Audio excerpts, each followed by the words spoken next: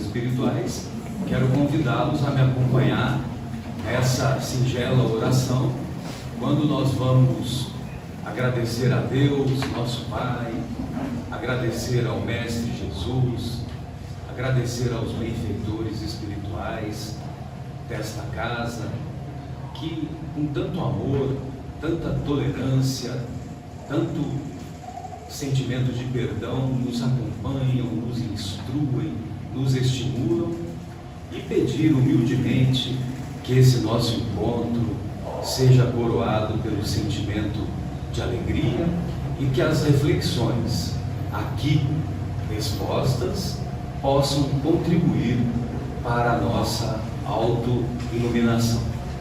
Que assim seja. Bem, amigos, então, hoje nós vamos falar sobre esse capítulo 20, e particularmente no item Missão dos Espíritas.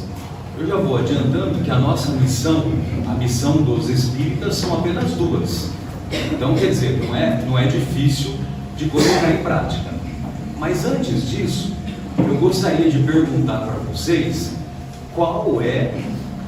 quais foram, melhor dizendo, as últimas palavras de Jesus aqui na Terra. Não estou contando depois o encontro que ele teve com Paulo de Tarso, nas proximidades da cidade de Damasco. Então vamos lá, quais foram as últimas palavras de Jesus enquanto esteve na carne, ou enquanto esteve conosco? Pai. Então, esse foi um pouquinho, essa palavra, esse foi na cruz, mas não foram as últimas palavras de Jesus.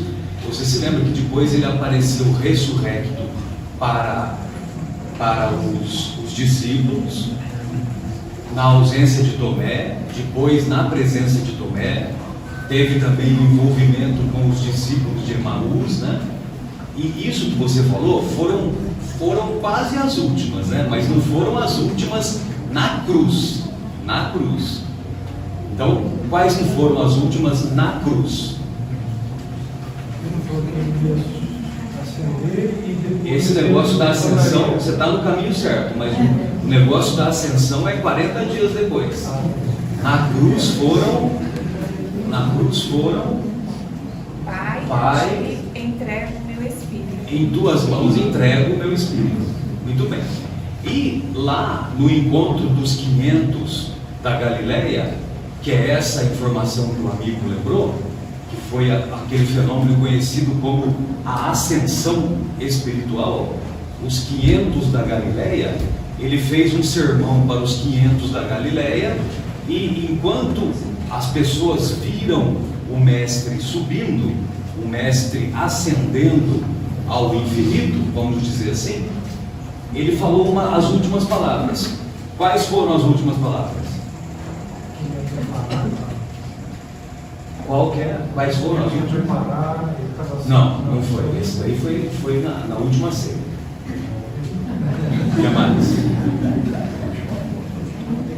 Ide e pregai. Ide e pregai. Então, essas foram as últimas palavras do mestre. E o discípulo Erasto, que é o autor dessa bela mensagem, Missão dos Espíritas, então ele começa dizendo que o principal papel de nós que nos dizemos espíritas, o principal papel, ou o primeiro papel, é a divulgação. É a divulgação da doutrina. Ou seja, ide e pregai. E todos nos recordamos, fazendo uma analogia com aquele pensamento do nosso querido Francisco de Assis, que quando ele nos ensina, pregue o Evangelho o tempo todo. Se necessário, use palavras. Ou seja, é possível nós pregarmos o Evangelho o tempo todo, sem sermos fanáticos, sem articularmos palavras, através do nosso comportamento.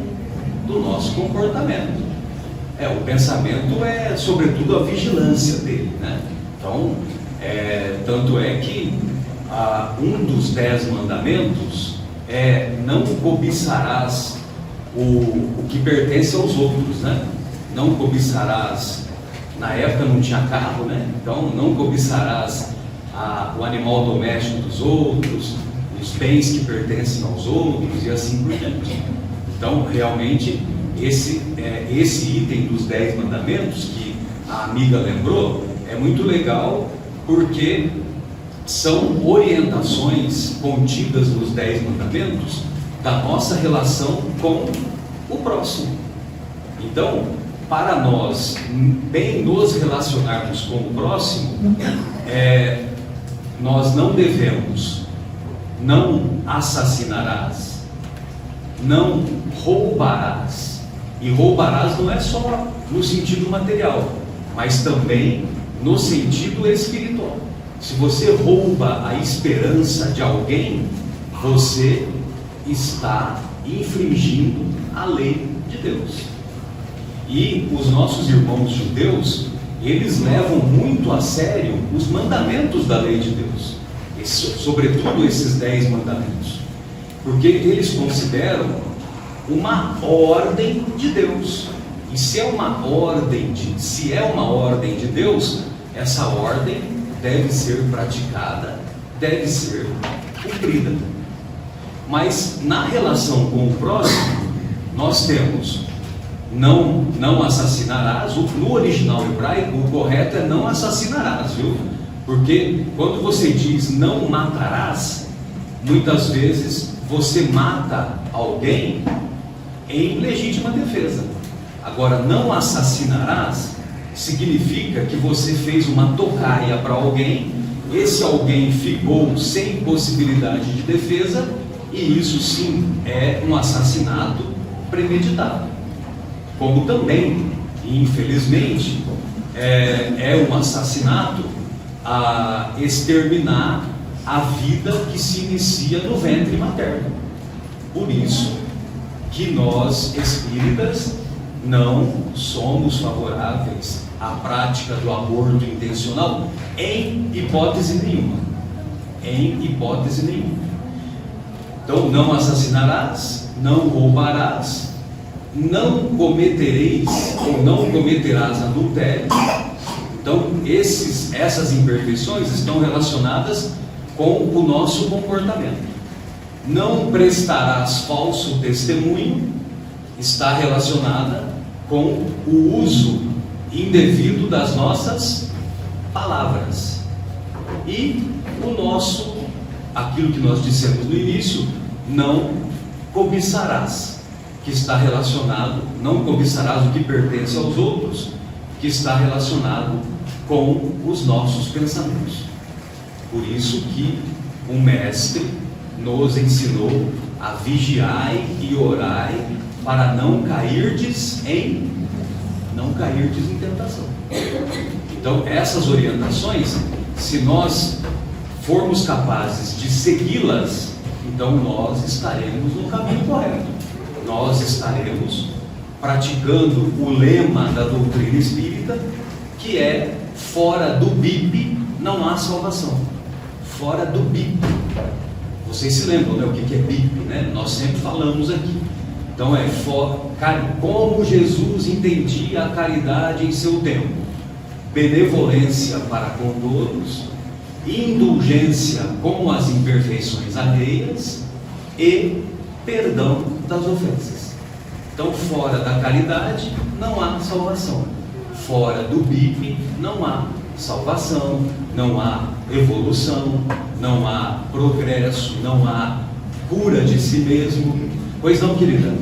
Eu não ouvi falar em BIP. O que é isso? Então, é isso que eu expliquei, né? BIP, a amiga está se referindo que ela nunca ouviu falar de BIP, né? Então, BIP são as três letras iniciais. Mas a verdade não há salvação? Exatamente, fora da caridade. Então, eu vou explicar para a senhora. Na pergunta 886 de O Livro dos Espíritos, a senhora vai encontrar lá como Jesus entendia a caridade em seu tempo. Aí ele explicou: benevolência, B, benevolência para com todos, indulgência com as imperfeições alheias, e P, perdão das ofensas. Então é só um jogo de palavras que eu estou fazendo, viu, querida? Então o BIP é isso. Muito bem. Então, eu dizia, né, que a missão dos espíritas são duas práticas que nós devemos ter: a divulgação e a transformação moral. Então, se nós praticarmos essa transformação moral dentro do nosso mundo íntimo, nós influenciaremos de maneira positiva aqueles que conosco convivem. Aqueles que conosco convivem, seja no ambiente doméstico, seja no ambiente de trabalho, seja na escola, seja onde seja com aqueles que cruzam o nosso caminho. Então, só o fato de nós demonstrarmos boa vontade, quantas pessoas nós não conquistamos a simpatia delas com um simples ato de boa vontade? E quantas pessoas não conquistam a nossa simpatia porque elas demonstram boa vontade para conosco, né? Muito bem, então a divulgação e a transformação moral. No finalzinho da primeira década da segunda metade do século XIX, quando a obra O Livro dos Espíritos já havia sido publicada, nós vamos encontrar naqueles dias muito agitados lá da sociedade parisiense, nós vamos encontrar uma história muito comovente de um homem que procura o nosso querido Allan Kardec, mais conhecido à época como o professor Hippolyte Léon Denisard Rivail. Então, encontra o Allan Kardec recebe de um homem um exemplar da obra O Livro dos Espíritos, encapado e com uma capa de ouro, de maneira muito bela, ornada de maneira muito bela. E logicamente que o nosso querido Allan Kardec, ele ficou muito comovido com esse presente, e o autor dessa obra lhe disse que ele se encontrava na ponte Neuf é N-E-U-F, e significa, em francês, significa 9, a ponte 9 lá de Paris. Inclusive é uma ponte que as pessoas fazem juras de amor, colocam os cadeados, né? Mais tarde o mesmo procedimento foi imitado por outras pontes de várias partes do nosso planeta. A ponte do Brooklyn, lá em Nova York, é um exemplo dessa, é um desses exemplos. Muito bem, e aí esse homem, ele foi até a ponte Neuf e ele se preparou para se jogar, porque ele estava desgostoso com a vida, e ele ia praticar o suicídio, quando a sua mão, quando ele teve um escorregão, e a sua mão teve contato com um livro, e aí depois ele ficou curioso para saber qual livro era esse, e esse livro era o Livro dos Espíritos, embora ele estivesse com um certo desgaste por causa do uso do tempo. E nesse livro havia um bilhete onde poderia ser lido que este livro me salvou do suicídio, talvez possa salvar você também. Aí esse homem desistiu do suicídio naquele momento, voltou para casa, e esse homem, ele era um tipógrafo, lá da cidade de Paris. E ele era um tipógrafo, e ele havia optado pelo suicídio, porque, infelizmente, o grande amor da sua vida havia desencarnado recentemente, vítima de uma tuberculose de evolução muito grave e que consumiu e que ceifou a vida da sua esposa num curto período. Então isso fez com que ele caminhasse para o alcoolismo.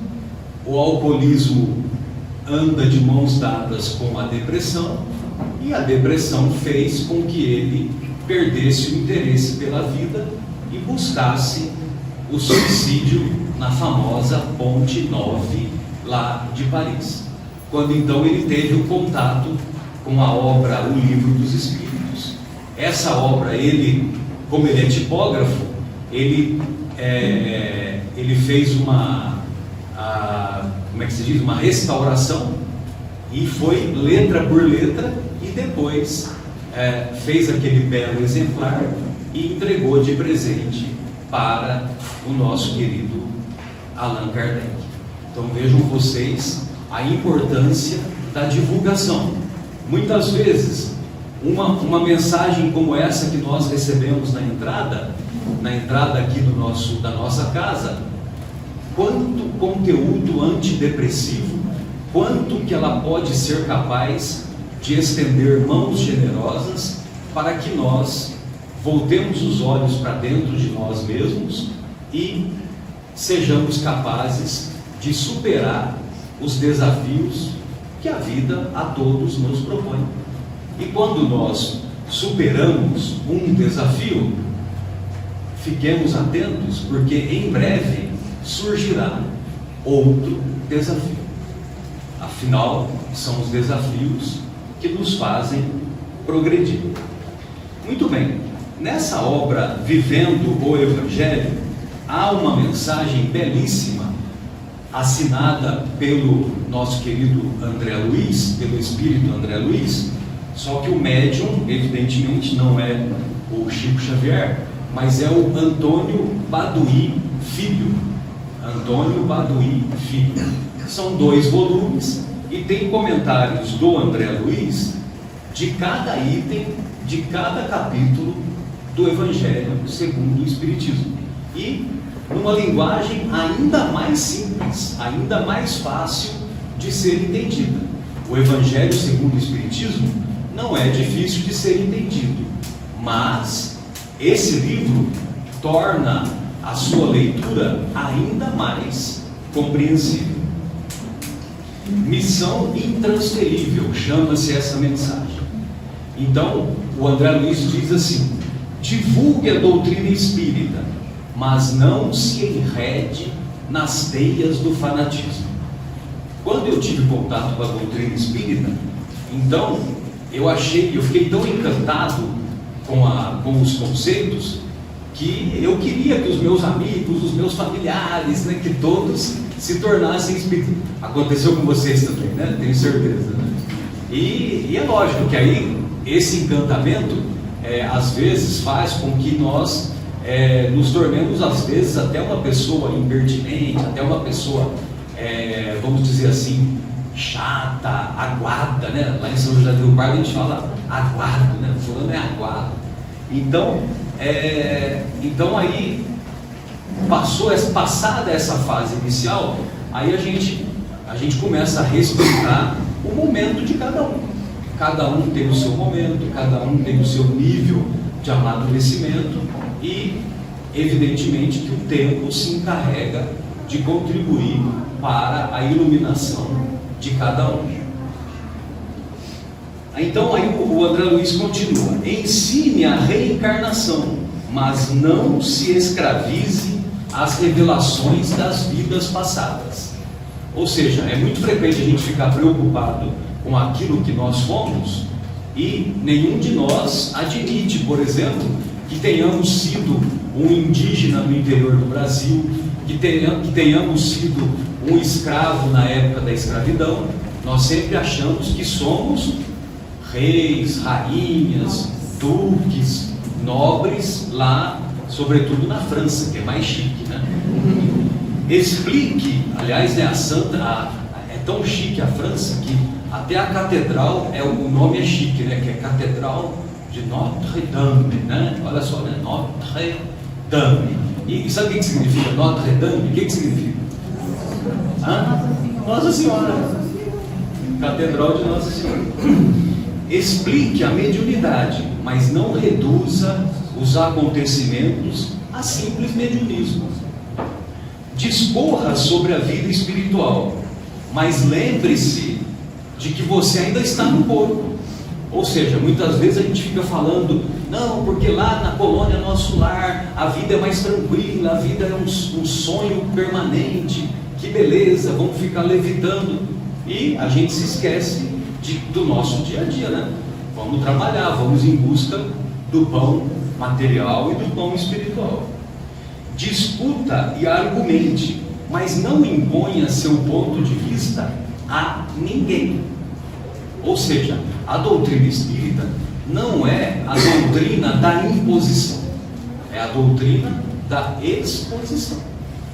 Então, os benfeitores espirituais, eles expõem os argumentos e cabe a você fazer a opção ou não por eles, mas não há imposição. Fale sobre temas doutrinários, mas não transforme o assunto em tortura para os outros, né? Às vezes a gente vai fazer uma prece e até a prece acaba se tornando prolongada, que você acaba querendo fazer um conceito durante a própria prece, né? Então, quer dizer, não tem muito sentido esse tipo de comportamento. Apregoe sua fé, mas não agrida a crença alheia. Qual é a melhor religião? Uma vez essa pergunta foi feita para o nosso querido Dalai Lama. E sabe o que o Dalai Lama respondeu? A melhor religião é aquela que te torna uma pessoa melhor. Ele não falou que era a religião A, B, C, D e assim por diante. A melhor religião é aquela que te torna uma pessoa melhor. Converse entre amigos, mas reconheça a hora e o lugar certos, evitando constrangimentos. É lógico que se a gente está numa roda de amigos, as pessoas sabem que nós somos espíritas, e as pessoas perguntam sobre a doutrina espírita para nós falamos. Agora, se ninguém perguntou, nós não vamos ficar lá falando sobre Chico Xavier, André Luiz, Emmanuel, nada disso. A doutrina espírita liberta para o conhecimento superior, exortando ao exercício do bem, segundo o Evangelho de Jesus. Estude sempre, mude para melhor, pratique as lições aprendidas e divulgue o ensinamento dos Espíritos, assumindo aquela missão intransferível, segundo a qual a melhor propaganda do Espiritismo é a transformação moral do Espírito. Então não basta nós apenas aderirmos às ideias espíritas. Muitas vezes nós apenas aderimos às ideias, mas nós não nos transformamos.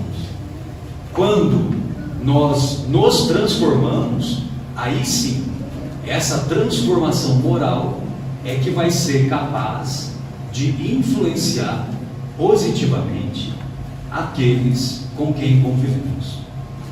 Todas as mais de 500 obras psicografadas pelo nosso querido Chico Xavier, 412 quando encarnado, e hoje, pela lavra mediúnica dele, graças à busca de muitos documentos encontrados após a desencarnação, esses livros já passam de 530 ao todo.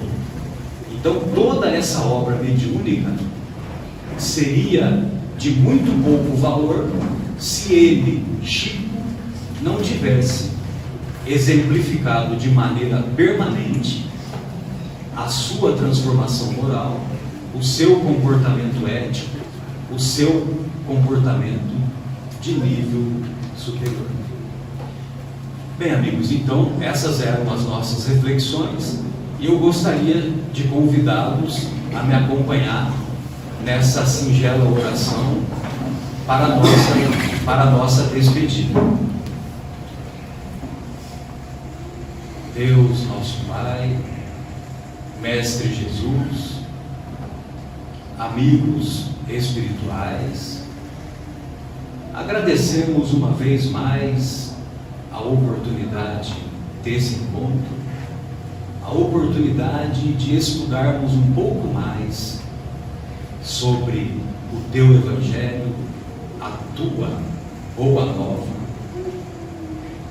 que para nós são verdadeiras palavras de vida eterna, válidas para qualquer local, qualquer tempo, qualquer situação em que nos encontremos.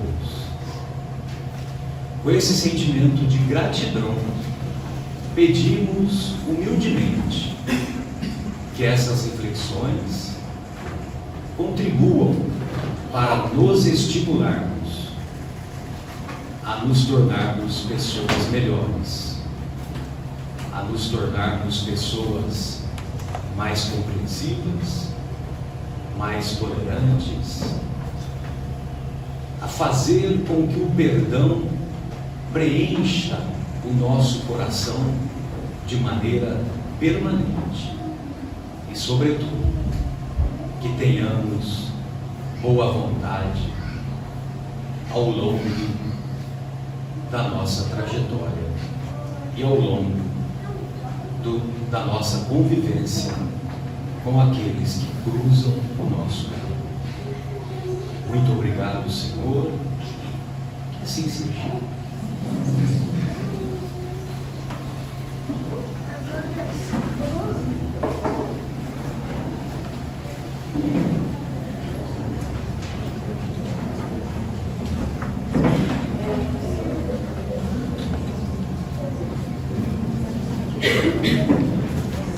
Thank you.